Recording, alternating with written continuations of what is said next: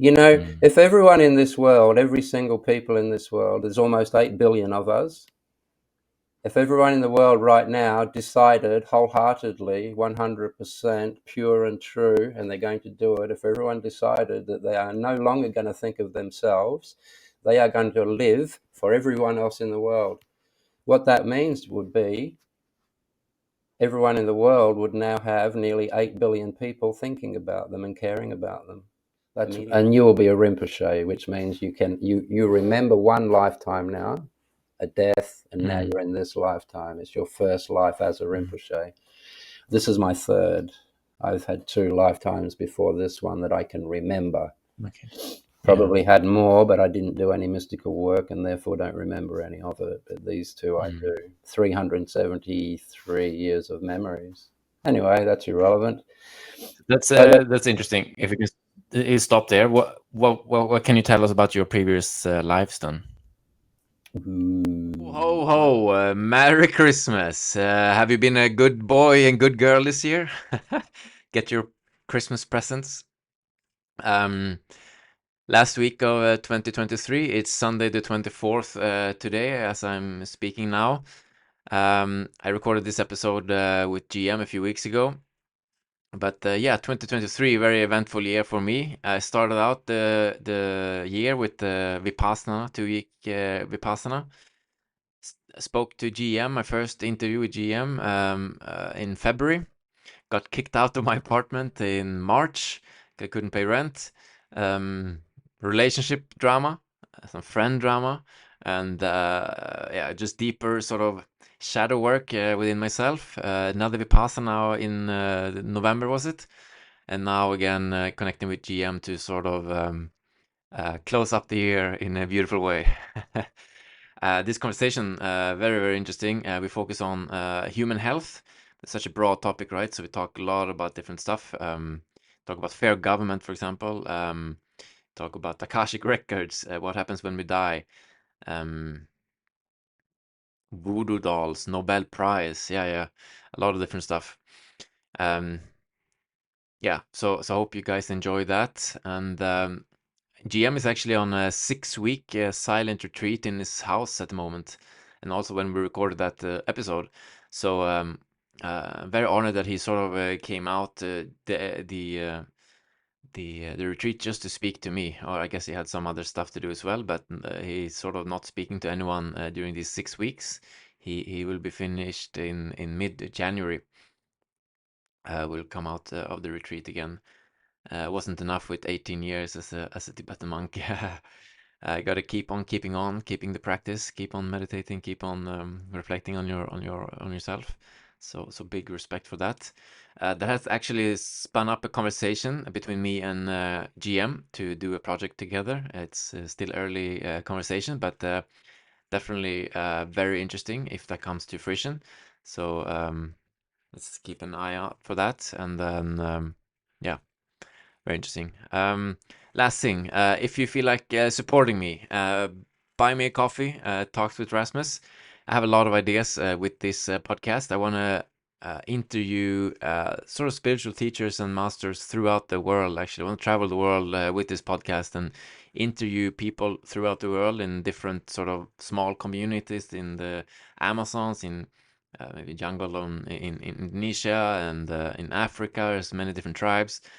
So those kind of conversations that I really want to have with the sort of portable podcast set, this mic maybe, a few other cameras, but quite portable, and just go around the world and interview people about getting sort of to enlightenment or deeper spiritual understanding in their communities, how they do it. Some have plant medicine, some have other types of ceremonies, breath work. Yeah, there's tons of different stuff going on around the world, so very interesting to sort of dive deeper into that.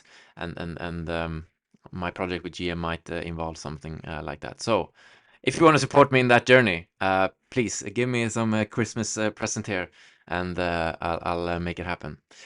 All right, enough with me. Sorry for the long monologue, or yeah, sorry. Enjoy. Ciao. Rasmus. How are you, buddy? Thanks for having me on your show Yeah, I'm again. good. Yeah, thanks. Thanks for round number 2. You have been. I mean, I don't know if you watched the sort of amount of views, but on my channel, it's the exponential one, 26,000 views at the point, and many commenting on please bring him back. Oh, wow. And That's amazing. my girlfriend, she said you guys had a very good connection, and I could feel that as well. So Oh, it's wonderful. Yeah, interesting. yeah. I Yeah, might yeah, be coming definitely. through there very soon. Perhaps we can hook up for lunch. All right. Yeah, that'd be amazing. Yeah, Amazing. yeah, it'd I be good. have part of my vision for this sort of podcast is to sort of talk with the sort of spiritual teachers and highly spiritual, knowledgeable people around the world from many different types of sort of. I mean, you have South America and Africa, and there's so many different ways of getting to enlightenment and getting to more Oh, deeper yeah. knowledge. There's many paths to the Um, top of Mount Everest, and yeah, they're not all the and I same, find it but so at the interesting. end, it's always the same view. Yeah, definitely. All right, yeah. So we talked a little bit just before we started recording. You're still in Sweden, and it's quite cold there now. Yes, -5 where I am. It's Yeah, lovely. yeah, Keeps you yeah. fresh. Great. And I'm here. I'm in Chiang Mai, northern Thailand. It's not snowy here at all. What is the temperature there right now? Well, now it's 8 p.m. So, but normally around 30, I would say, between Ooh, 27, 34 ish. yeah, wow. Creeps down a little bit in the. Well, now it's winter time here as well. So in the late sort of Oh my God. yeah, It's been yeah, -5 here for the last 2 weeks, except for maybe two oh yeah, days. It went yeah, all the way up yeah. to -2. That was a nice warm day. Oh yeah, yeah. I don't miss that part of Sweden at all. No, no, I can Happy I'm imagine. in the warmer climate. So I just went on another round of Vipassana. Ah, lovely. How was that for you? Yeah, and yeah, I would say went deeper and understood more. And so one of the core things I really sort of realized was, well, suffering in the world, and Mm, sort of how people are avoiding it, yeah. and then how we are not understanding health in a way. Like, I'm probably misunderstanding quite a bit of it, but how energy works a little bit in the body, and how the mind, how it affects energy and stuff like that. So I kind of want to double check my thesis with you, and what your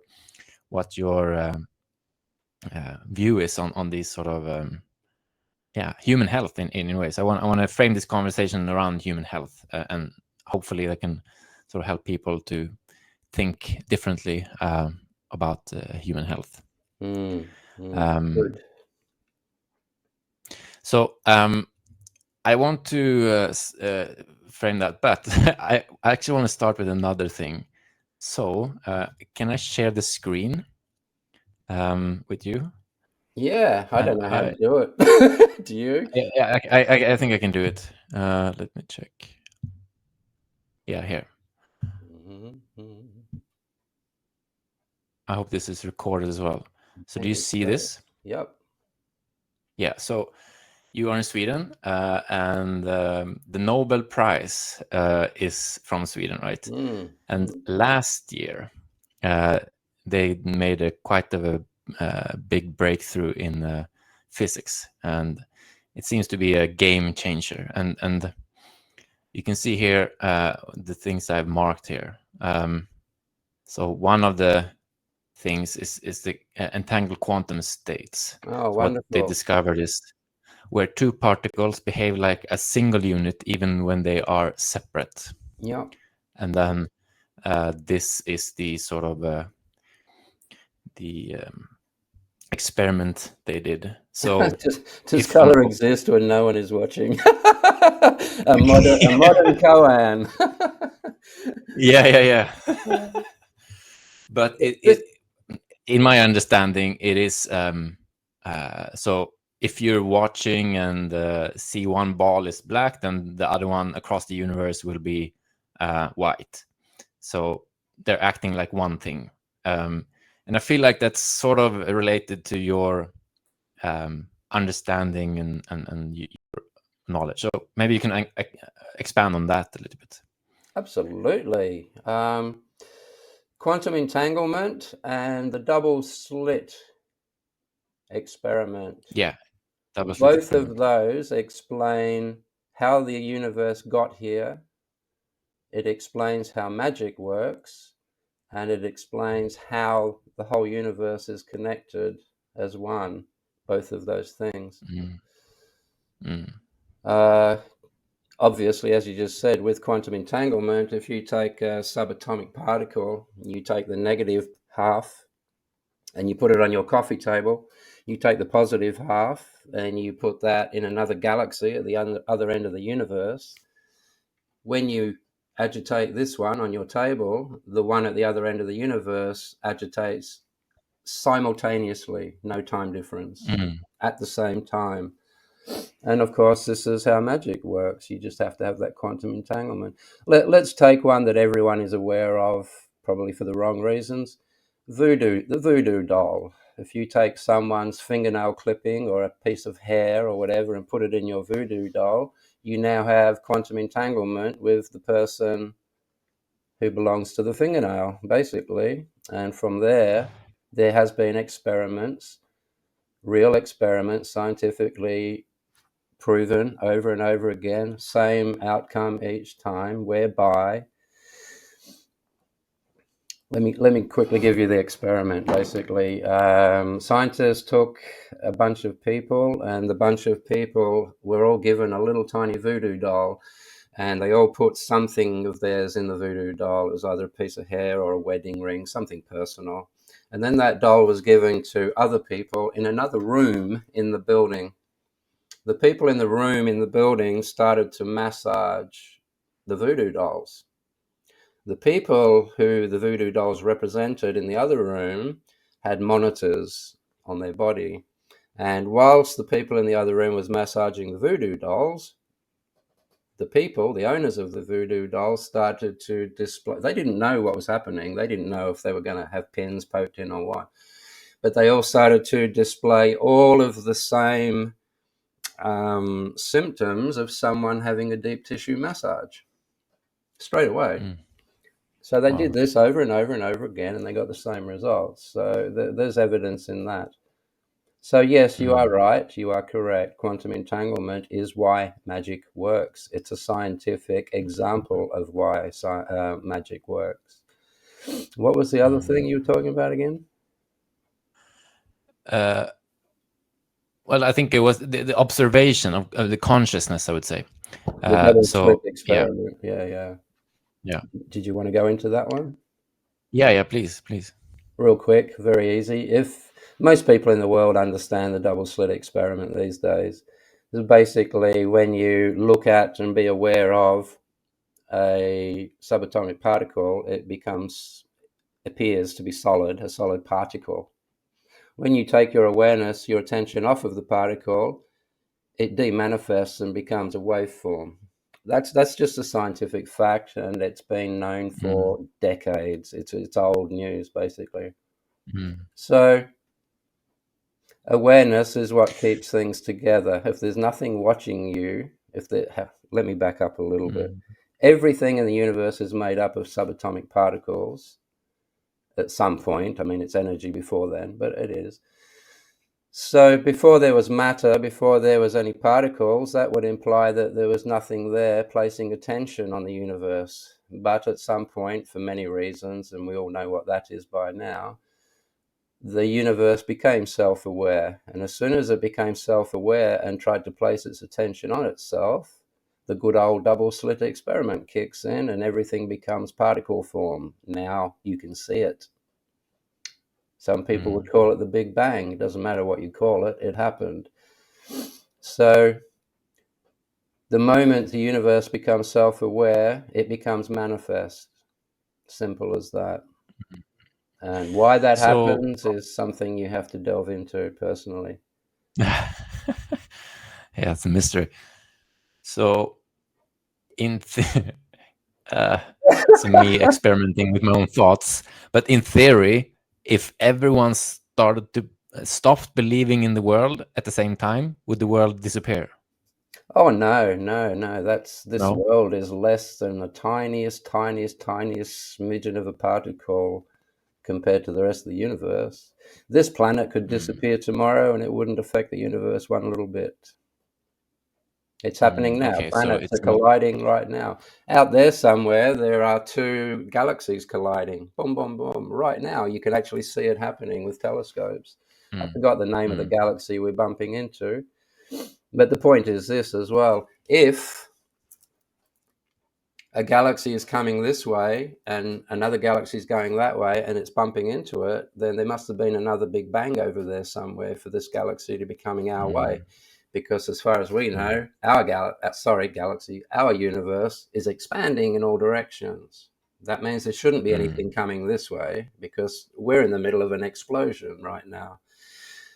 And like I said, if a galaxy ends up coming towards us, where's that one coming from? That means it must be. Anyway, it doesn't matter. So that's happening as well. yeah, yeah, it's fun. Yeah, I enjoy thinking about these things and trying to understand.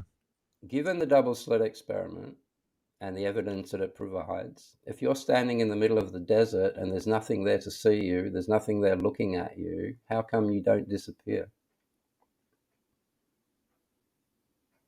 Don't know. You're self aware. That's enough. That'll keep you there. Yeah, yeah. This is why, also, at the very end of the ultimate spiritual practices, the very other extreme end of it, once you do get to a point where you are no longer aware of self and body, then you do disappear. It's been seen through the Mm. years, through the centuries. It happens all the time. A young man, Yeah, the I've Buddha heard. boy, they called him, a young man in India recently did the same thing. He actually, beautiful stuff, Mm, but he's I've still I've there. heard about that.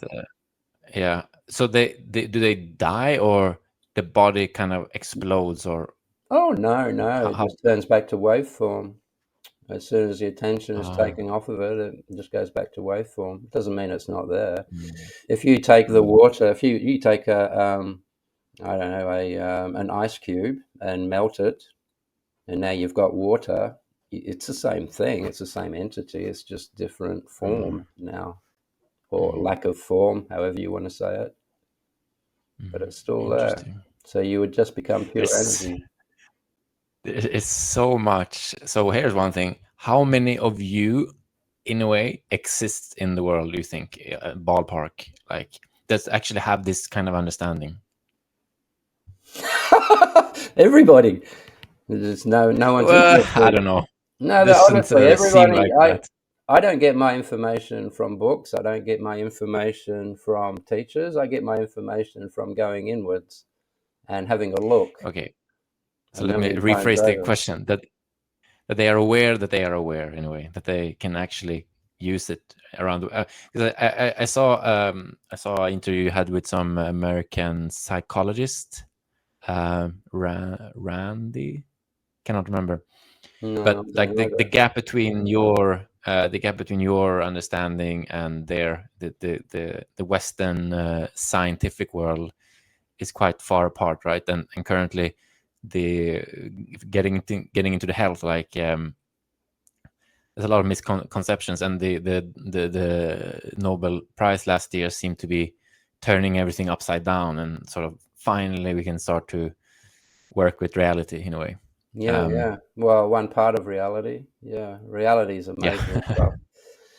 We are so far away from it, and yet we're not. We're right in the middle of it. The reality is we are a long way from reality in our understanding. That's the reality. But now you're getting into Mm. conundrums of stupidity just by trying to talk about that shit. Doesn't matter. What matters is I've woken up again today and I feel good, and I'm happy, and I have an opportunity to go and alleviate someone else's misery today. I have the opportunity to make someone laugh today. What a great day it is, and I haven't even got out of bed yet. That's a healthy mind. That makes you healthy. You know, if everyone in this world, every single people in this world, there's almost 8 billion of us, if everyone in the world right now decided wholeheartedly, 100% pure and true, and they're going to do it, if everyone decided that they are no longer going to think of themselves, they are going to live for everyone else in the world. What that means would be everyone in the world would now have nearly 8 billion people thinking about them and caring about them immediately. But no one's going to do that. Healthy body, healthy mind. Help each other out, get each other's backs. Religion has been trying to control the world for thousands of years. Let me back up a little bit. Not too many hundreds of centuries ago, we were nasty creatures. We rob and rape and steal and kill and murder and wage war and invade each other. We brought religion into the world. Someone brought religion into the world to try and stop all of that. 2,000 years later, we're still killing and raping and robbing and waging war. So that didn't work. Okay, usher in governments. Once again, governments have had a go for quite a few centuries now, and we're still murdering and killing, but in the name of governments now, murdering and killing and raping and invading other countries. So that didn't work. Okay, let's have a look at spiritual people. Ooh, they don't murder people. Ooh, they don't rape people. Ooh, they don't have any nasty thoughts. Ooh, they love each other. That would work. Why don't we vote for these people to be in government?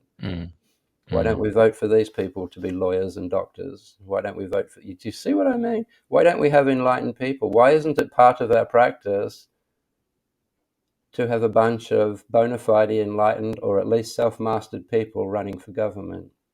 Why doesn't that happen? And why don't we vote for those people? Why do we vote for assholes that promise us candy and chocolate for the rest of our lives and never, ever, ever? You know, it's why do we do that? Unhealthy minds. So if you love each other, if you've got each other's back, if you do the job that you thought your religions and your governments was going to do for you, if you do all of those things yourself, look after each other, care for each other, forget race, forget color, forget all of that crap, love each other. You are all related. You are all the same species. Keep each other's back. Everybody in the world, think of other people before you think of yourself. And that means everyone in the world now has almost 8 billion people caring for you, every single one of you. It can be that easy. I forgot what you asked me, Rasmus, but that felt good saying Yeah, that. I wanted to say no worries. that. But then we have the sort of the ego or the identity coming coming in the way, it seems like. And yeah, I'm grappling with that. Like, what's the purpose of identity in a way, or like God, creator, whatever you want to call it, something made that happen in a way, or that's my thinking. Would you agree or no? I'm trying to formulate the actual question. Yeah, it's open question. Yeah, it Is is. there purpose to ego? Originally, yes. The ego, things get out of hand. Nature is always unfolding through trial and error. Nature makes mistakes, not mistakes. Nature tries different things, and some things don't work, some things do work. The brain is a new invention of the ego. Of life. You know that a brain didn't invent the brain. Something much higher and much more intelligent invented the brain. The brain is it's an experiment. There are so many other forms of life that don't have brains, and they're doing just fine on this planet. But let's not go into that. So eventually, at some point, way back, when we were closer to apes than we are today, we're not that far away from apes, but anyway, You have where do I start with this? Nature has certain laws, not too many, but certain laws to keep everything balanced and working like a well-oiled engine. For instance, not even hypothetically, for instance, the speed of light. For a long time, that's been our a speed limit out there. You can travel at many, many, many speeds and get to places faster and faster and faster. But if you overgo a certain speed, you start to go backwards in time. So what does that tell you? Pull up around about here, otherwise you stop moving forward. So it's an indicator of when you're starting to go a little bit overboard with things. And life is full of that. Now, one of the inventions that life came up with was a self-survival unit, just like a motor car today. When a car with all of the sensors in it gets too close to a human being, it'll pull up on its own. It'll stop hitting the gutters because it's got sensors in the car. It can control itself. Therefore, it will, as a vehicle, it's going to survive a lot longer. In the same way, the human body, as a vehicle, has all of these sensors, and one of them is a computer chip that we call our thought process. And that stops you from going into caves where there are, wild bears that are going to kill you. It's going to stop you from putting your hand in a fire once you've done it once. It's going to stop you from doing all the things that will kill you. It's a thing to use in order to survive. It understands that anything red is probably something you shouldn't really eat. Give it to someone else to try first. Probably shouldn't have said that. Yeah. But that's what it's for. Now, Yeah. eventually, as we've evolved, as life has evolved, most of the things that our brains used to warn us against, we've gotten rid of. We've gotten rid of all the predators out of our society, which isn't a good thing at the end of the day, because predators are a necessary part of our evolution, the evolution of life on this planet. And what's happened is we built a society to protect ourselves from predators. So now there's no societies where you're going to find wild wolves and bears and things running around down the main streets because they're dangerous things. We got rid of them all. So what does nature do? It gave us our own predators within our own race. So now we've got a glut of serial killers. They're our predators. You can't muck around with nature. It will always replace what you try and take away. I don't know how I got Interesting. onto that, but that's the Yeah. processor. So over years and years and years, as we've gotten rid of all of these things that it was meant to keep us safe from, it now became a little bit redundant. So it took off on its own, and it's become an ego, and it's taken over the world. And still, still kind of looking for that tiger in the bushes, but Yes, it's yes. not no longer there. Yeah, Yeah. so if it can't find them, it'll come up with bullshit enemies. It does it all the time. Look at what the government does. As soon as we start, as people, as soon as we start getting a little bit cantankerous or a little bit upset or agitated, the government will give us something to be fearful of. And then we'll all go, ah, for about a month. And then the government will come and save us from the very creature it's given us. It will wage wars. It needs its predators. It needs to do what it does. This is the ego. It's not us. Yeah.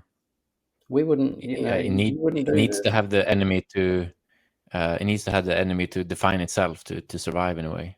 It seems like. Absolutely. And in all of that evolution, at some point, I don't know why, oh, probably religion came along and told us, oh, we are all the children of God. We are so special. Therefore, we probably can't put a foot wrong. Oh, cool. Okay, let's do anything we want to do then, because why? We're so special, we can't put a foot wrong because we're the children of God. And look at what that bullshit's done to the world today. Mm. Mm. That's interesting. So Well, in you go. go ahead. No, I was just going to say, I was, this is just the melting pot that you come out of. One of the most beautiful flowers in the world is a lotus, and you'll find lotuses growing out of piles of cow shit. How beautiful is that? And what I mean by that is, when you've had enough of this bullshit world the way it is, you will find a way out of it. And I'm not talking suicide, I'm talking about brave people. You will find a way out of it. You will find a back door. You will start searching deeper. Why is the world mm, like this? It doesn't need to be like this. Why are we so mm, arseholey to each other? What is the point of mm. that? Why do we do that? That's just disgusting. Yeah, You know, it's almost embarrassing yeah. to be a human creature these days. It's But it's definitely everyone one wants. of my sorry. Yeah, in my latest vipassana, one of my bigger um, realizations, I would say. Yeah, how we treat each other. And I did a video a few weeks ago on revenge. Oh, wow. uh, yeah, actually, it's funny. The title is "Let's Talk About Revenge." It's my least popular video on my channel. Oh. um, we get one of the things you meditate on in Vipassana is revenge. Actually, the final 48 hours when you sleep deprive yourself and really want to clean out, you ask for cleaning out revenge as one of the core things. And yeah, I just see it so much, and it's very subtle, right? Like most of the world is fairly physically peaceful, at least. But there's a lot of sort of passive aggressive revenge tactics out there, and yeah. Oh, it's become such a part of human mentality they don't even know they're doing Mm, it anymore. It's just become a part of what they are. You know, people, mm, everybody starts off loving, everybody starts off playing with kids at school, everybody loves to go to parties as kids at school, and then slowly, you start to, out of the blue, someone will bop you on the end of a nose, a bigger kid, and it'll shock you. mm, What? mm, What was that for? Where the hell did that come from? Now suddenly you've got a fear that you've never known before. Another one of these creatures will bop you on the nose. And then someone else, as you grow up, people start to do bad things to each other. People start to insult each other. People start to get nasty with their words and their actions. And if you don't become the same yourself, you're in big trouble. And so people mm, just start to be nasty back. So you start off loving everyone and being in love with life and everyone in it, and then very quickly, mm, as you become a young adult, people start to dislike people more and more every day. I start to hear people saying things like, I hate people. I don't want to be with people mm, anymore. I want to move away from people. If everyone in the world mm. does that, whew, where are they going to go? You see, can't Yeah, be. You can't go on like this. People have got to stop mm, hating each other. People have got to yeah, get back to the way they were when they were children. People have got yeah. to start just wanting to wake up and enjoy the world now. You know, take Because control of the world. like one of the reasons for that, like the way I've grown up, at least in Sweden and the West, just unbelievable amounts of unconscious. Like we have no idea how this works. Like there's not a ounce of this. Like I was looking a little bit in Sweden for like Buddhism and stuff, and but yeah, there's not much to be seen. I couldn't find much anyway. So it's just that unawareness, unconsciousness that have no idea, and there's like it's the projection right away. It's like I hurt, so it's your fault right away, Exactly, and it goes like exactly. that, And the sorrowful and it's thing almost is, like sorry, it's almost like showing a strength, especially for a man in a way. Like you should be a little bit angry, should be attacking, should be aggressive. It's considered strength. So where's that coming yeah, from? That's coming from the ego. I tell you what, yeah. though, I've met a few people here in Sweden who are making a documentary called Once Were Vikings. And it's a very, Mm. very sad documentary about how what the rest of the world hears about Sweden is very, very untrue, as you know. I'm going to Yeah, leave that at that. I'm not going to talk about that. Let's just leave that one alone. yeah. Um, I think it used to be true, not anymore. no, not anymore, but it did. It used to be Yeah, true. You know, Vikings, they were a real thing, but don't think you're going to come over here and find one today. From my experience in this country, everyone is terrified of each other, terrified of the government, terrified of breaking a rule, terrified of putting one foot wrong. Every single human that yeah. I've met. I've been here 3 years. 4 people have said hello to me. Mm, yeah. I don't know anyone. And I thought it was just There's me, but it's not. It's with each there's other. this a few years ago. There's a documentary called "The Swedish Theory of Love." It's very interesting. If you yeah, you should watch it. It is it's terrifying, and it describes how elderly people, because everything is so automated. So Mm, elderly people die alone in their apartments, and no one notices it until their bank account runs out of money, and the police come to the apartment yeah, like 3 months later, 4 months, like yeah, and it's such a weird system for me. it's weird for anyone, buddy. There's nothing Yeah, sane yeah, about. I think so. The thing is, though, when you're born in a lunatic asylum, you think lunatics are normal people, and you Mm, grow up like them. You might not be a lunatic yourself, but if you were born into a lunatic asylum, you'll start to emulate the adults around you, and not yeah, knowing it, you will just grow up being insane, not knowing that you're yeah, insane. You see, and you're not. yeah, It's just your program. And it's the yeah. same when you are born into a country where everyone is controlled. Privacy is almost a dirty word Mm, in this country mm, anyway. yeah, Um, you think that's normal, and when you mention it to people, they don't know what you're talking about because they're used to it. They're so used yeah, to it, you know. yeah. Um, anyway, that's just this country. Yeah, like I think it was Friedrich Nietzsche said wrote a book something around the Uberman or the Superman, something like that, and he said God is dead and we have killed him, and through that it predicted like we'll start praising our own intellect and believe in all our thoughts, and combined with sort of the socialism and communism that Sweden is very good at. Mm, Uh, like yeah, there is no higher power than the government, and that's something I've really worked through in my sort of meditations. Is my fear of the government. It's unbelievable what I noticed. it's It's wrong. It's crippling. very wrong, my friend. It, and it's really, I have defined myself through it so Yeah, bad, and I can see in my family, my grandpa and my mom. It's very deep fear. it's very bad. It has to Yeah. change. Mm. But Have yeah, can I explain something to you real quick about yeah, yeah, governments? sure. I've always wanted to say this, and I don't think I've put this one out there yet. Um, Mm. let's say you and I, Rasmus, we opened a club. We've decided to open a club for adults. And in our club, we want people to come and join our club because when they come to our club, there's games, there's movies, there's documentaries, there's wonderful music, there's lovely food and beverages, there's wonderful, healthy places where you can go and play games and do sports with each other, and it's just a beautiful, wonderful club. Any assholes will not be allowed in the club. It will be very, very, filtered out. So just lovely, wonderful, nice people are in that club. In a year after we've opened the club, unfortunately to us, it's such a nice club. There's about 200,000 people want to join our club. Now you and I are panicking. I can't do the accounts for Mm. 200,000 people. I don't even remember my own name sometimes. Blah, blah, blah. What will we do? Let's hire a couple of people to do the accounts.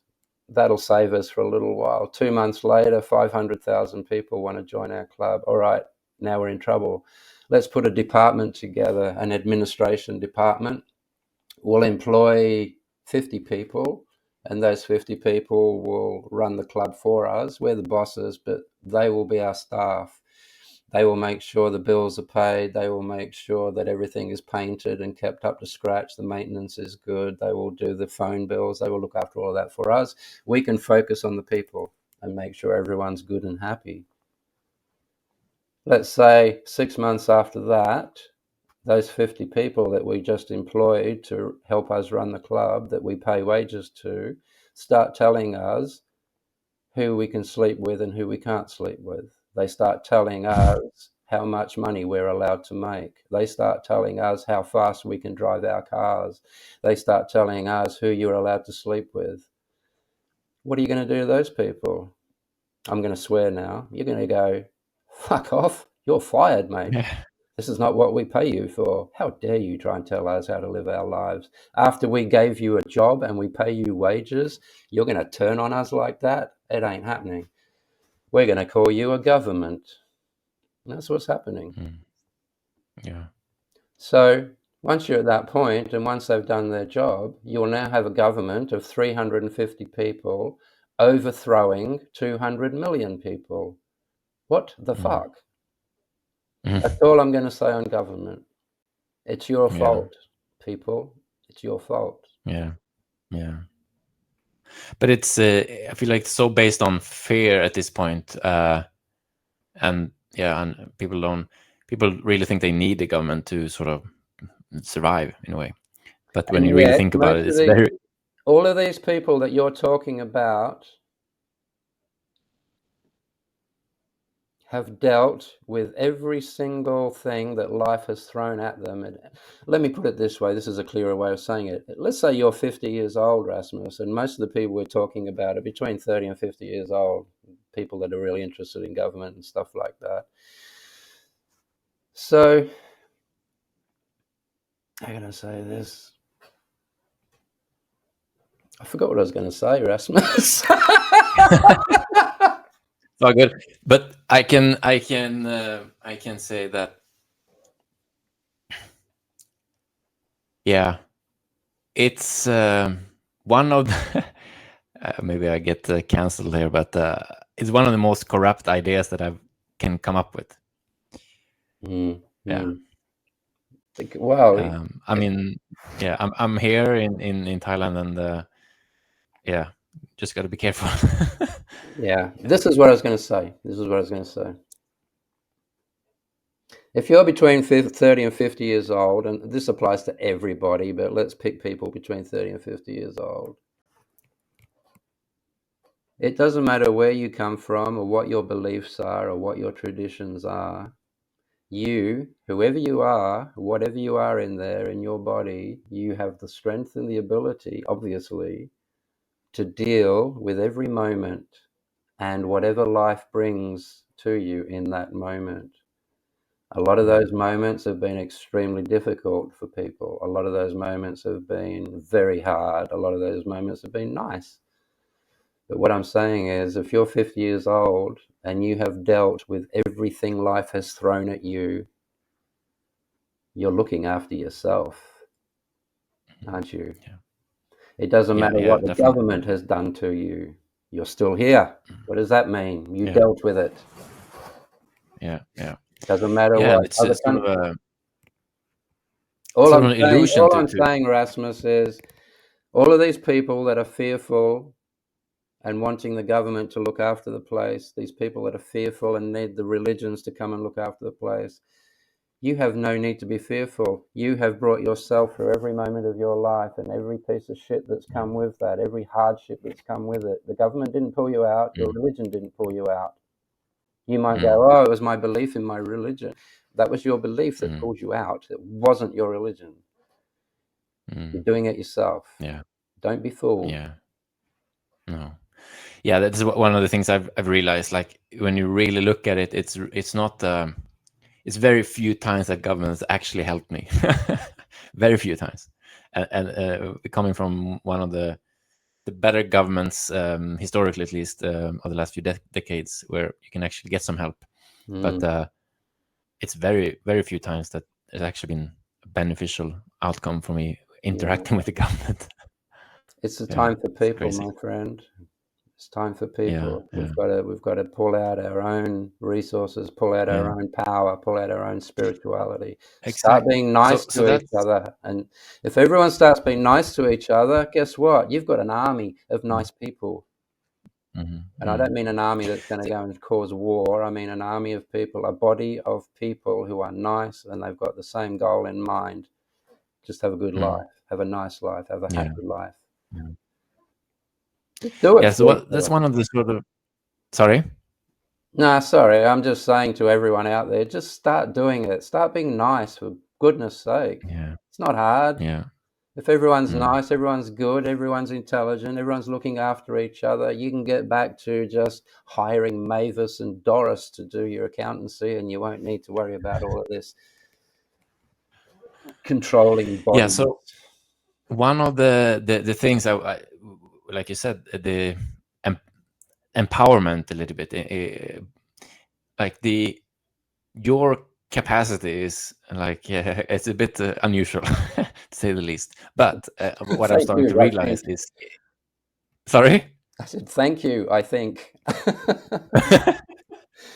But I starting to realize something that everyone is capable of kind of learning this and healing yourself, talking about human health, and sort of not be a victim to the systems. Mm, Um, mm. so what do we what can we do? So first, I want to understand a little bit more exactly what are you doing with your clients. If you can sort of go into that a little bit.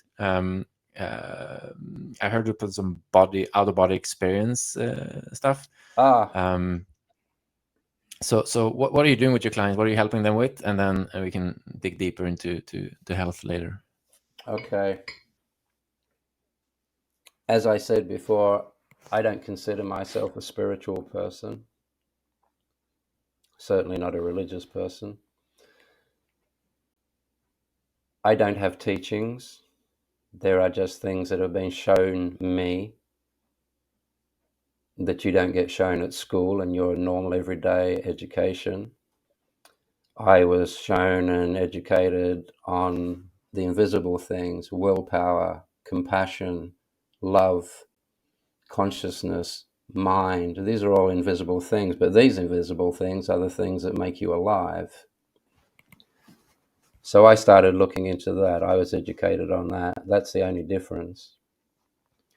In saying that, everything that I know, everything, the way that I see and the way I think about things when I do think, is already out there online. Everything that I know spiritual, everything that I've done, I'm using spiritually very flippantly here as a word. Everything I have done and been shown, all of the practices that I have done to help myself become more knowledgeable about the life that I am part thereof. That's all for nothing. I give that to everyone. That's all free. That's all out there in interviews like this, podcasts, etc. There's a few tutorials out there that I've put out, but that's everything. If you understand everything that I've already said out there online, you don't need to talk to me. It's already out there. However, in order to earn a living, I am an online consultant. I have a clinic. Before COVID, it was a physical clinic, but since then, things have changed for everybody. So now it's online. So online, I'm a consultant. I consult about psychology. I consult about psychotherapy. I consult people about the better ways to run their business, a better way to run their company, specifically if they have a dozen employees. You need to know how to keep the dynamics good and the dynamics happy. And, there's a lot of human resource kind of stuff going on in there. But anyway, that's how I earn a living. I have an online consultation business. However, people get in touch with GMW and they get in touch with me through this venue of my consultation. They will get in touch with me and book time with me in order to ask spiritual questions, which I'm fine with. Absolutely nothing wrong with that. That's it, really. So I'm an online consultant. Has nothing to do really with spirituality.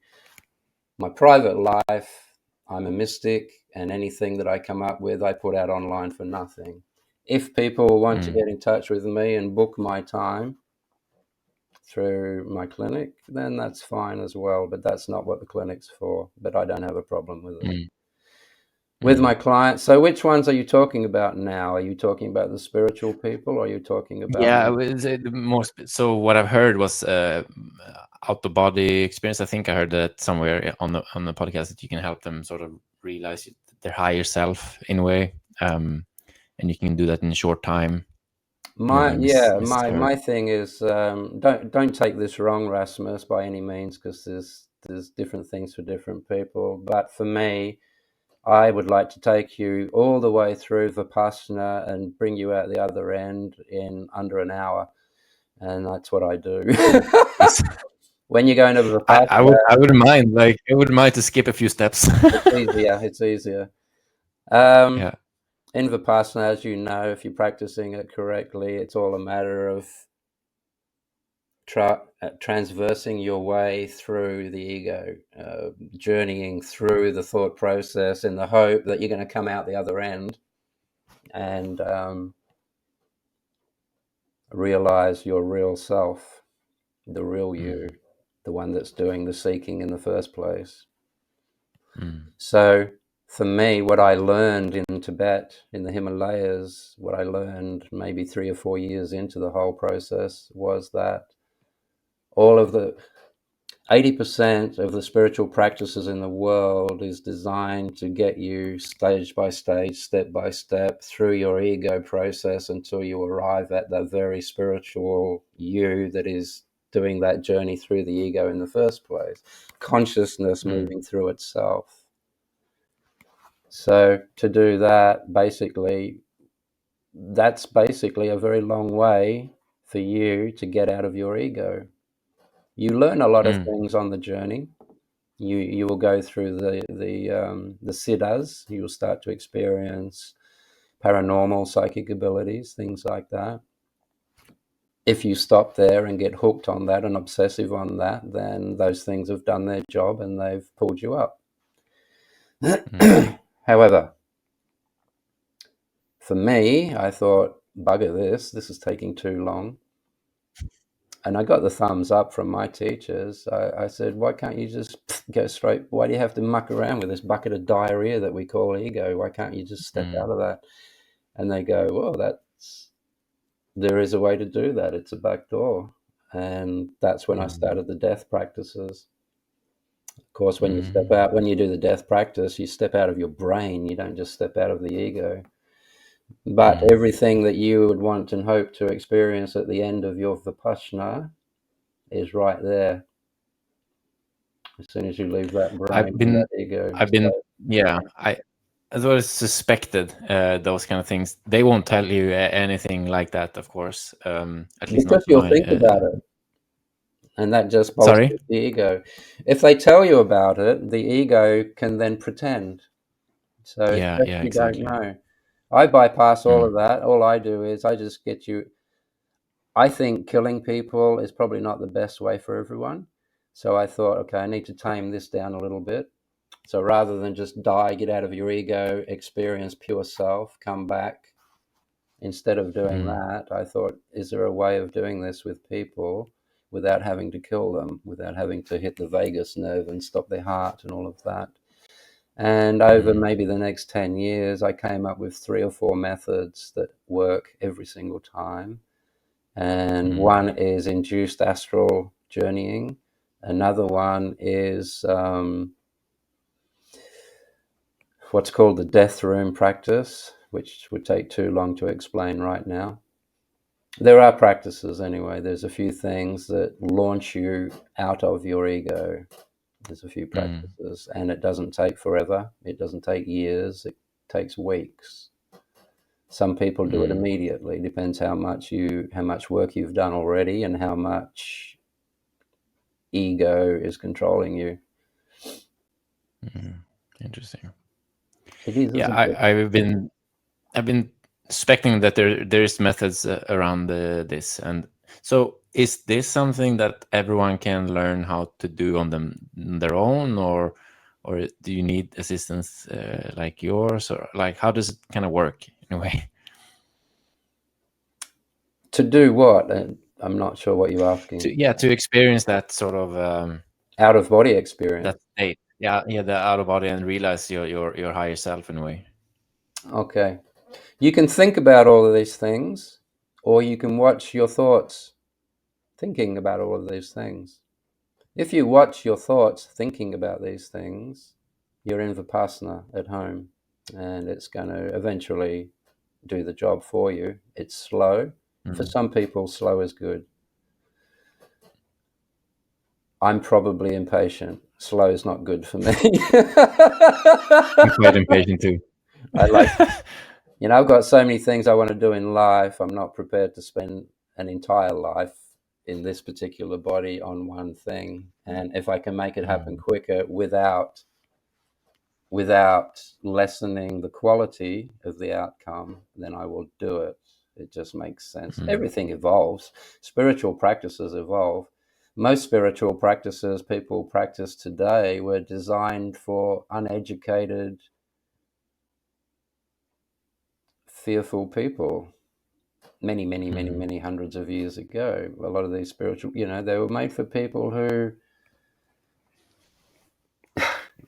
were around 2,000 years ago. Let's just leave it at that. Since then, we know a lot more about life. We know a lot more about nature. Back then, when these spiritual practices came about, people still thought that the weather was controlled by gods. People still thought that gods were controlling every move you make and everything that comes into and out of your life. And they thought that spirits and demons had a lot to do with things going on in their life. And that's why a lot of these spiritual practices still hammer on about spirits and demons and all of this kind of ridiculous stuff. Of course, if you do any real work in Vipassana in your own mind, you'll see that the demons are all in our thoughts. For me, it was as simple as this one question that I asked myself once, a long time ago. If I took all of humanity off of this planet, where would I find good and evil, or demons and spirits? And of course, the answer was, they're gone. You just took all of that shit off the planet. So there's a big lesson right there. So once again, let's say we're talking about someone called John Doe or Jane Doe, whichever you want to go with. You would say to John Doe, if I've got 3 minutes to talk to this person, they've asked the question you just asked, and then they're off on an airplane somewhere else, I would say, start watching John Doe. If it's you, Rasmus, I would say, start watching Rasmus. Just start watching Rasmus. Watch what he thinks, watch what he does, watch why he thinks what he thinks.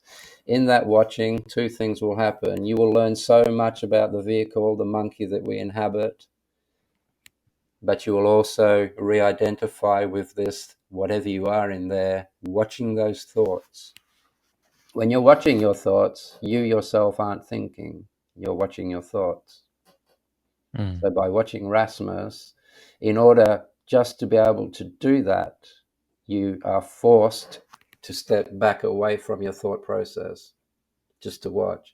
And eventually there has to come the question, what am I in here watching those thoughts? Because while I'm watching thoughts, I don't know my name. I don't have any fear.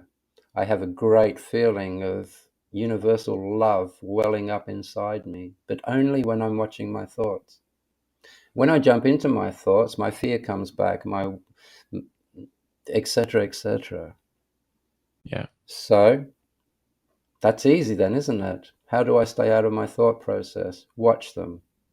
You either think, in which case you're in your thoughts, or you watch them, in which case you're out of your thoughts. That's another way of doing it. There's many ways of doing it. Just takes so long time. Like I did my first Vipassana 2 years ago, and this fourth one, I think this was. And I've been trying to watch my thoughts. It's just Do it at work. exhausting journey. And Do it at sorry, work. Are you watching your thoughts now? Are you watching yourself speaking to me? Are you watching yourself select the correct words? little bit, I guess. See, this But is the thing. yeah. People take on mysticism as a hobby. That's like a brain surgeon, someone who wants to be a brain surgeon as a hobby. Someone might want to be the best brain surgeon in the world, but only as a hobby. That's not a, you can't do that. If you want to be a brain surgeon, you forget your parties, forget going on 2-year holidays, forget doing this and that. You've got to knuckle down. You've got to learn about the human brain. You've got to go to university. You've got to go through 150 books this thick. You've got to do exams. You've got to go and find a few brains and start cutting into them. You've got to train yourself, man. And if you are true to your word, 10 years later, you'll be a world-class brain surgeon. Then you can go and have parties and shit like that because you can afford it. As a mystic, it's no different. It's probably one of the hardest careers you're ever going to want to take on as a mystic. And To treat it as a hobby isn't going to get you there that quick, obviously. Yeah, It's yeah. hard. So yeah, for me then, what would you suggest? I've been actually contemplating going to Tibet for a few months and finding something there. Whatever's What going would on in you? your head that's making you discontent, you are going to take with you wherever you go. You can do it in your own Yeah, bedroom, buddy. But yeah. if you need people around you to look like monks and things to make it easier for you, then use that. I need some guidance. I think that's No one can yeah. guide you That's what I inwards. think. I No, don't I know guess what's not. in there. I don't know how you get from green to red in your skull. You've got to figure that one out. You go in there and start watching, and you will learn so much about your brain and how it works that when you do come out of it, you will realize that everybody thinks the same. Everyone's painted with the same brush. Everyone might have different traditions and religions and ways of doing things, but at the end of the day, they're thinking the same concepts. How do I get through this day? How do I get out of this trouble? How do I protect myself and my family? How do I stay happy? How do I keep problems away from my door? How am I going to get food today? How am I going to deal with these people at work that I just can hardly stand? But you do, you get through it. You deal with each moment. The government's not going to do it for you. Your religion won't do it for you. You do it for you. Yeah. If I have any more tips on that, when you get through every day, when you slog your way and fight your way through the fray of each day of living, stop giving the credit to an invisible friend, for Christ's sake. What do you mean? What do you mean? What do I mean? Okay, I'm delving into religion now. Okay. Okay. Let me put it this way. Here's another one for, no, I don't know if I should say this. Say it. Here's an example that actually really happened, and you can watch this on documentaries. There was a couple of very, very wonderful eye doctors went into North Korea once upon a time. And for nothing, for free, they did eye surgery on hundreds and hundreds of people. Within 2 or 3 days, these people, they all came back to the room, and they slowly took the bandages off, and for the first time, most of these people could see for the first time ever. And the doctors that did this to these people were standing there right in front of them. These people got up, walked around the doctors, and started bowing to a picture of Kim Jong-un, whatever his name is, and gave thanks to him for healing their eyes. These poor doctors, man, they didn't care. Yeah, But you see what I mean? yeah, Today, yeah. today, you'll get 5,000 people will go into a Jesus tent, hypothetically, and I'm not being derogatory towards Christians or any religion. I'm just pointing out its insanity is all.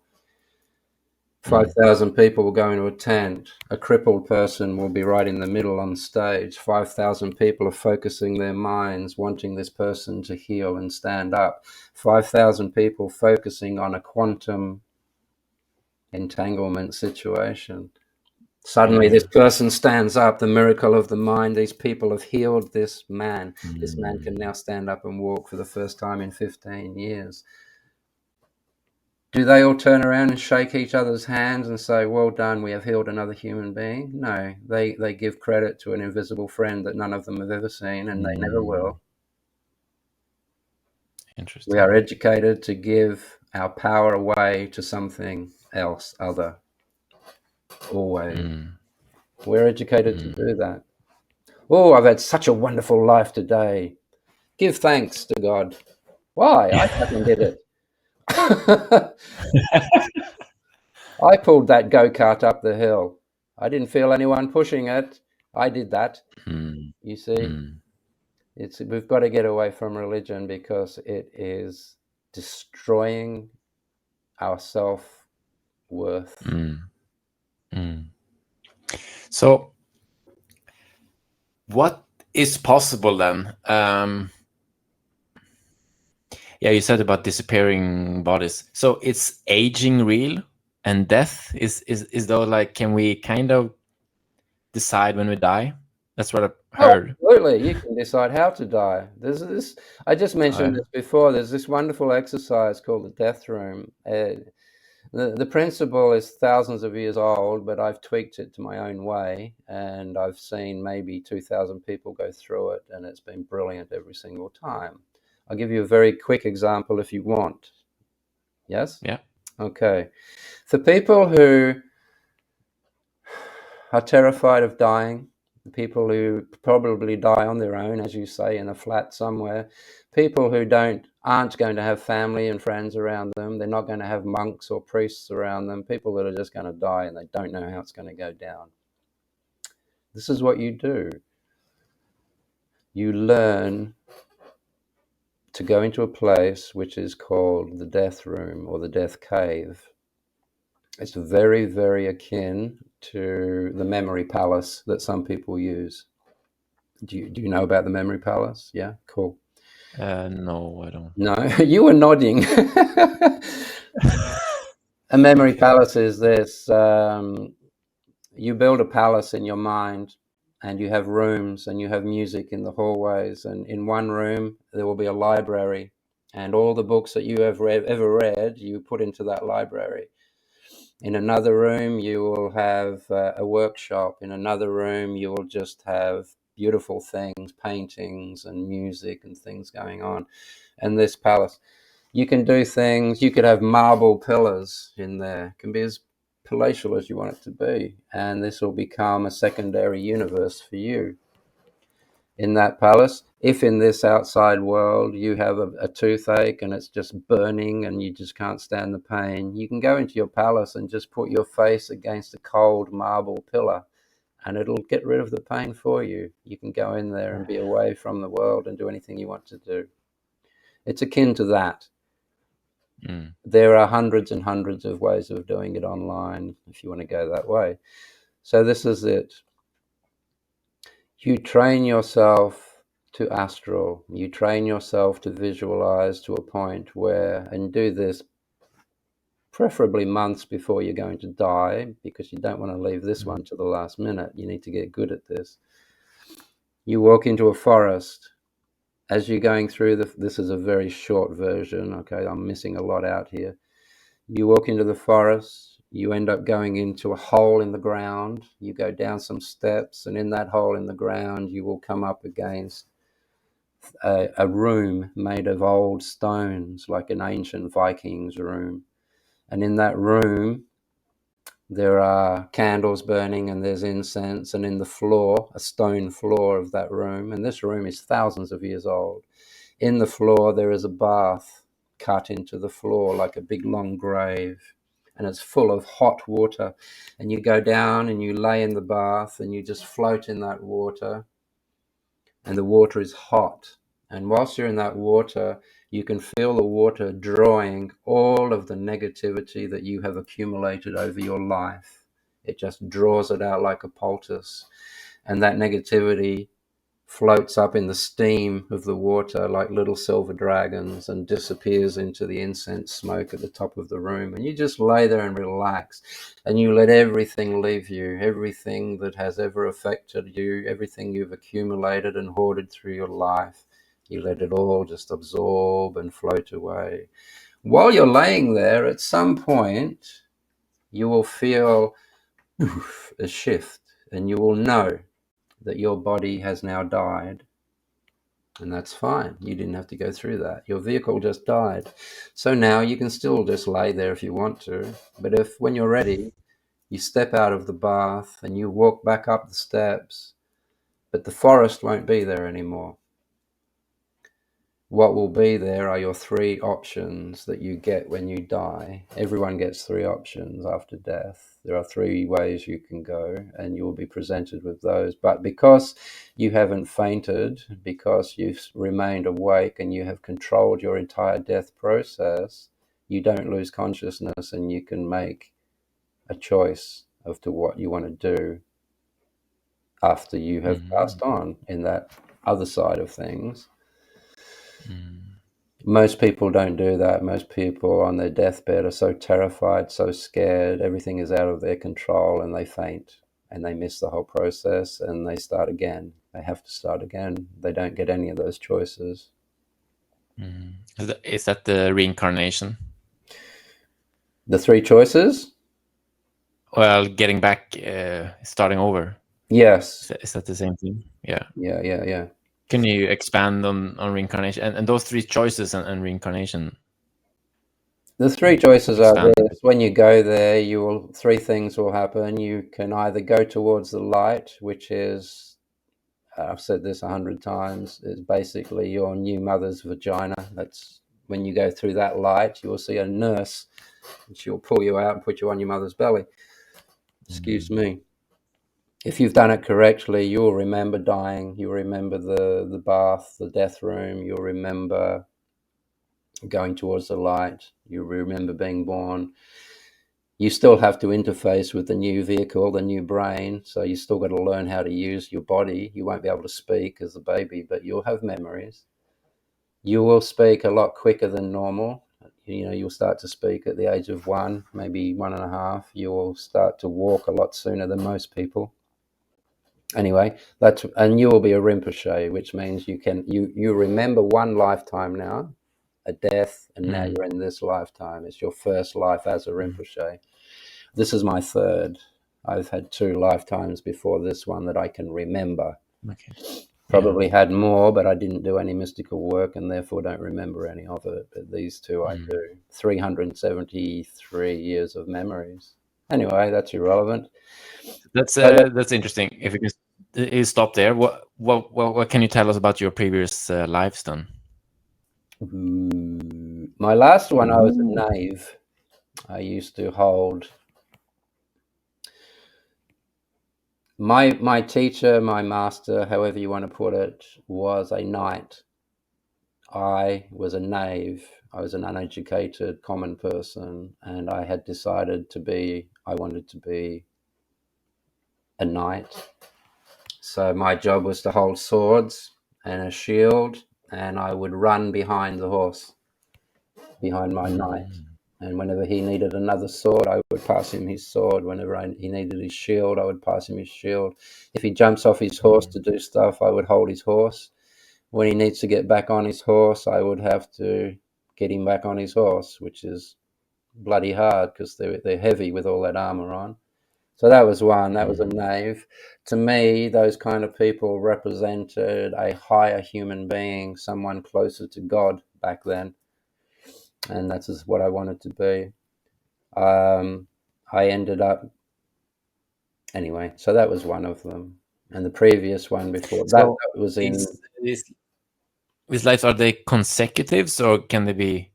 Can you remember like dispersed lives throughout No, history? it's always you don't start to remember them until you start to do this kind of work, become Yeah. a mystic, because you train yourself. Right now, there is an exercise you could try if you wanted to. If Yeah. this is the one that I used to do, you lay down in bed at night time and you remember the entire day that you just went through from the moment you just went to bed. You remember every minute before that. What did you do just before you went to bed? How did you, including walking to the bed, including picking up the sheets and getting underneath the covers? You retrace every second of your day all the way up to where you got up that morning.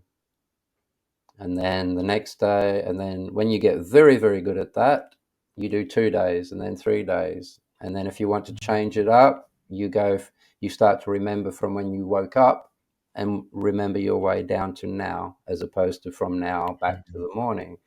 What you're doing is you are training your memory. Nobody does that unless you're a magician or someone who wants to memorize a deck of cards or something. Some people naturally do it. Some people are natural savants, the Rain Man, that kind of thing. But by doing this, by training your memory becomes stronger, more potent, and it can delve deeper, and it will start to conjure up memories of past lives.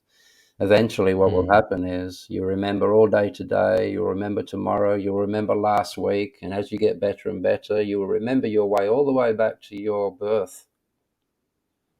It's in there. And Interesting. then from there, you can remember, if you're lucky, you'll remember your death as well.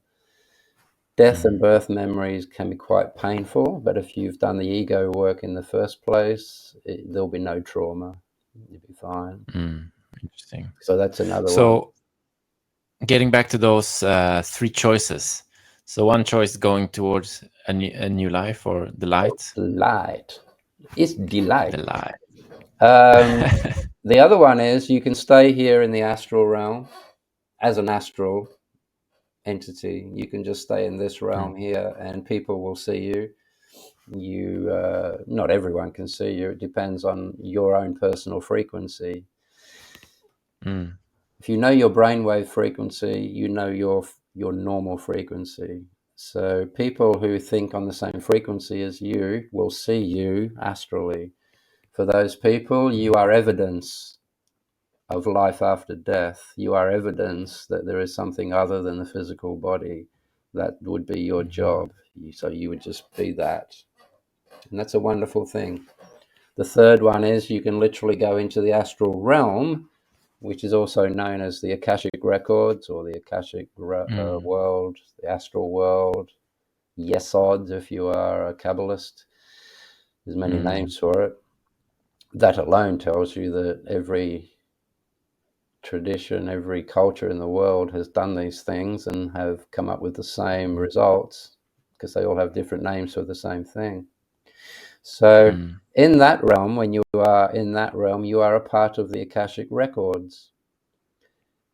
As a part of the Akashic Records, you can do things like this, hypothetically. Let's say Albert Einstein was sitting on the toilet having a poo, and he's sitting there thinking, he used to poo, he's sitting there thinking, Really? E equals MC, where would I go with that? E equals MC. And at that point, you would just waft through his mind and drop off squared. Then he'll go, E equals MC squared. Ach, mein Gott. And he'll go off and change the world, not knowing that you had a very, very large part to do with that. Just by wafting through, he wouldn't have even known you were there. And that's how you become a part of the Akashic realm of humanity. That's interesting. It's all spirit. It's all you. We have access to all of these worlds. We are already in all of these worlds. It's very interesting. So, I mean, I can go on with a million more questions. What the concept of oneness? Can you expand on that a little bit? Buddhism talk about it, and seems like it's expanding. I know you've been on the Next Level Soul podcast. It's growing like crazy. That one is interesting. I don't look at these things. Learned a lot. Sorry? I don't look at that. I have no idea who's listening to my stuff or who's watching it. Okay, no, but it's the American guy. You know the guy I'm talking, Alex. Alex Ferrari, lovely man. Yeah, exactly. Yeah, so I think you've been there twice, but yeah, it's very interesting because his channel is growing very fast. Like, oh wow, almost 1 million subscribers now. So it's encouraging. I was back to oneness. So I was just told a few days ago that the Russian one. There's a video I did ages ago with the Russians, and I couldn't find it. I didn't know if they put it up or not, to be honest. But they put it up a few months ago, and it's over 500,000 views already. Oh wow! Yeah, I know, and I know that reception here they get about 300 emails a day, but at the moment, about 100 to 130 of those emails are in Russian. It's just going off there. It's really interesting. It really, really is. I heard, I think it was through actually some, I'd like to hear your take on this, channeling. So on that sort of Next Level Soul, there's a lot of channelers, and I'd like to take your put on that. But I think it was from there, someone said, the awakening of the world will start in the Slavic regions, so Ukraine, Russia, because the suffering would be most intense there. Makes sense. Yeah, so that's quite interesting. So, what's your take on the channeling? How does that work? You're channeling right now. It's just that you're channeling from a much closer source. Mm, It's all mind. It's all the same mind. It's a mm, universal mind. Um, I'm not saying that. I'm not going to say this about all the channelers at all. This is not what mm, I'm saying. I'm speaking generally. In my experience with the channelers that I did spend time with many years ago, were people who had such a low opinion of themselves, even though they had mm, fantastic viewpoints. They had such a low opinion of themselves that they thought you would believe them if they said it was coming from a higher source. So they mm, pretend to channel. They go, "Oh no, this isn't me. I don't know anything. This is coming from such and such a person from the planet such and mm, such from another galaxy. That's who's talking. I'm not talking." So then you'll believe it. If you say it's shit, then you can't offend the person channeling because they're talking about, you go, "Oh, it's not me saying this. This is someone else." yeah, yeah, Those people, I don't believe one little bit, and I think it's sad and it's yeah, pathetic. But I'm not saying that they're all mm, like that. At the end of the day, though, there's only one universal mind, and it is in all things. So you're only channeling another mm, part of the mind. That's mm, all. mm. Interesting.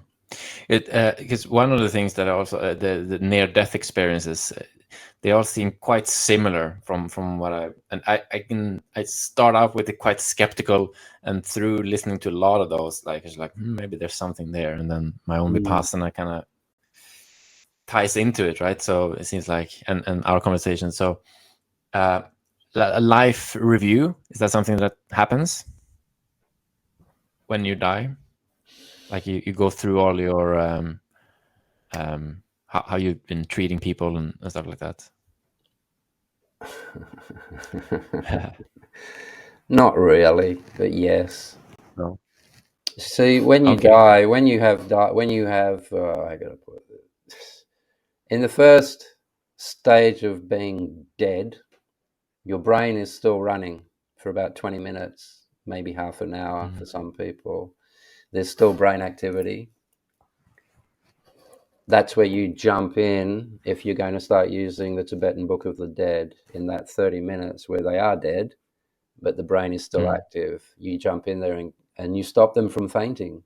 You catch them at that moment and you mm, hold their attention while their body's slowly dying off and their organs are mm, shutting down. You keep their attention by talking to them, and then you talk them through the death process itself. Um, what was your question again? life review, This is if that what sort of happens happens. because your brain is still happening. So let me put it this way. Let's say that you and your family and everyone you know can be represented by a tray of 12 ice cubes. Those Mm, 12 ice cubes all came from the same liter of water. That liter of mm, water is your family spirit, let's say. So you have mm, 12 family members represented by ice cubes, and you've all been in the tray together. You've all focused on each other. You get to know each other. You're connected by the same water. You all come from the same liter of water. That's your connection. That's your family. Slowly, one by one, over time, they melt. So one ice cube that might have been your grandmother, she melts, goes back into that liter of water. Your brother melts away, goes back into the liter of water. Eventually, there's one ice cube left, and that's you. Your time comes, you melt, you go back into the water. So now that you're in the water,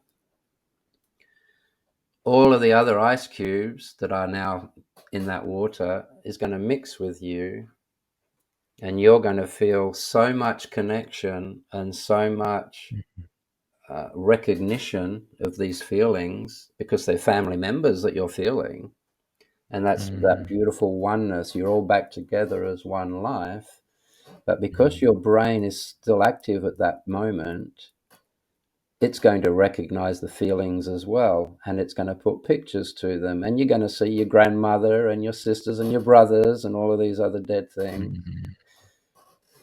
That's what you're seeing. Wow, Yeah, that's interesting. it's quite beautiful, Makes sense. actually. Yeah. Oh yeah, it's a lot to melt here. I feel like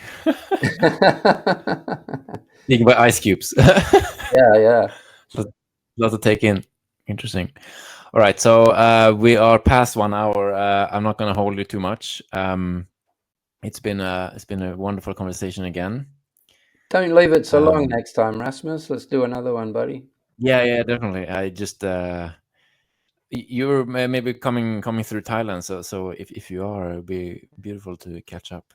When I come through, we'll catch up. We'll do some lunch, and if you want to do a cafe interview Yeah, over a definitely. coffee, wouldn't that be nice? Yeah, definitely. And I would also like, I don't know if you think I'm appropriate for that, but some kind of I don't know, out of body exercise in person. That'd be interesting. If it's in person, I won't give you an exercise. I'll just take you out of your body. Boom. Takes Yeah. takes 15 minutes ish. I don't want to waste time either. So Excellent. I'm looking forward. Yeah. Great.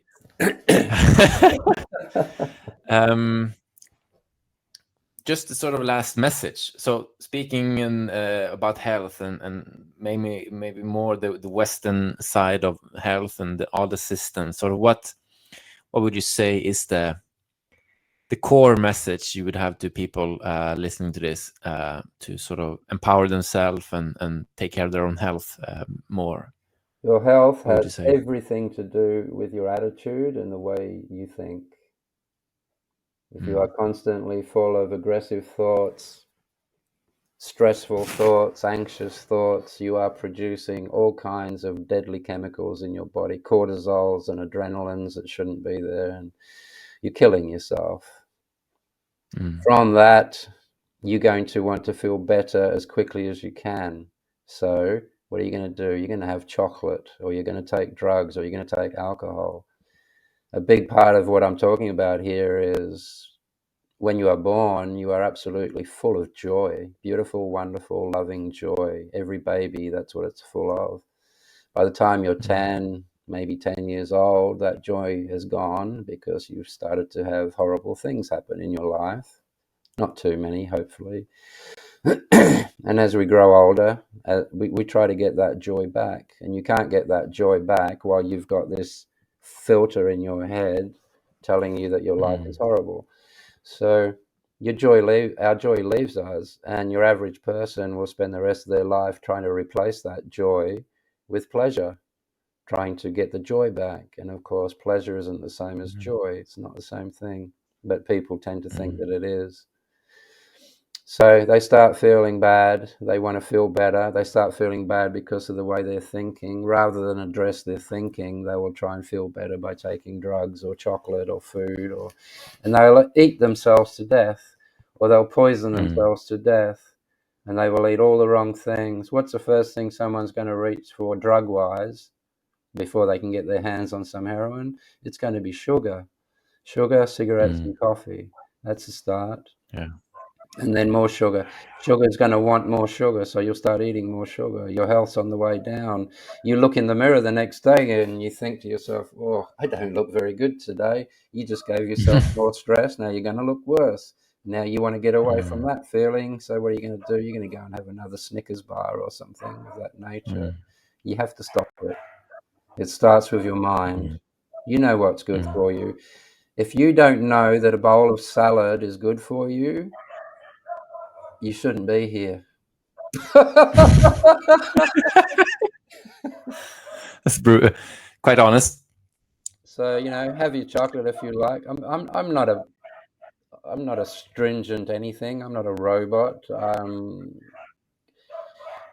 I eat salads and vegetables, as many as different ones as I can every single day. I'll have a bowl of salad this big. I only eat once a day, but big eat, big bowl of salad, and then I'll have my proteins with that, and then I'll watch a documentary, and I might have a bit of chocolate cake. So what? Why not? Mm, It doesn't hurt me. mm, I drink mm, so much water in the day, it doesn't matter. I also mm, have a sauna every day, so anything that's in there gets mm, sweated out. That's not why I have a sauna. mm. It's And you eat once a day, you said? I eat once a day. I'm not going to recommend that Yeah. everyone does that, but I eat once a day, and that'll be Mm, for about an hour to an hour and a half. I eat a lot, but it's not mm, big, it's not big calories. It's big nutrition. yeah. So feed your brain wonderful, lovely things. Stop listening to the pathetic crap that's coming through the news. That's eating poison. Mm, Nutrients for the brain. Nutrients for the brain. And I'm mm, not talking about food here. I'm talking about nice things that you put in there. Put some nice pictures in there. Think some nice things at least once or twice a day. Try and look at the best mm, in everything. Don't look at the bad side. There's mm, good to be found in all things. All things. mm. If you want to look for it. Think nicely, Yeah. calm your thoughts down, calm your heart, be relaxed, eat good food, and you will be in a good position that when bad thoughts do come along, it won't bother you. You'll be fine with it. Mm, You'll have so mm, many other good thoughts to knock it down. You will be in absolute control of your happiness. Calm down your mm, heart and your mind and your body. Learn to relax, and you'll stop the cortisols and the adrenalines from destroying your body. mm, Learn to relax, learn to think nicely, and learn to love. If you think mm. horrible about someone, immediately, by habit, if you have a horrible thought about someone, immediately replace that with, there must be a reason why this person is like this. Yeah. Understand them. Yeah. Don't react to Yeah. them. Understand them. Mm. And if everyone in the world I does heard that, I heard this quote, not quote, it's a Chinese proverb. Uh, Tension is who you think you should be, relaxation is who you are. And beautiful. that just, That's yeah, wonderful. stuck with me. Yeah, I That's a think nice way of it looking makes at so much things. sense. You know, one of the things Yeah. that actually made me go to China and join a monastery in China was I heard this speech, and it was about in the West, when a man climbs up a mountain, a tall mountain, everyone goes, wow, what a man, he conquered the mountain. The Chinese will go, yes, but if the mountain wasn't there, that man has done nothing. Yeah. And I thought, wow, I like that way of thinking, and that tipped me over. As you know, when I Yeah. went through all the horrible stuff that happened in Tibet, I had to go to China to make sure that that hadn't destroyed me. And I was umming Mm, and ahhing about going to China, and that what I just said then was what actually made the decision for me. And I'm glad I mm, did. I am who I am because of yeah. that, in part. Mhm. Wow, wow. Mm, If that's you change interesting. 1 second of your life, Rasmus, if you go back in time, change 1 second of your life, you wouldn't be the person you are today. Every second of your life has gotten you to be sitting Yeah. there right now. Yeah. Yeah. And if you're enjoying yourself right now, then it was all worth it, Mm, don't you mm. think? I am. It's all worth it. Absolutely. All right. That's a good finish. Thank you so much. My pleasure, Much, Rasmus. Always a pleasure to much talk to you, respect. my friend. Yeah, And it's I a will see beautiful you next conversation. time.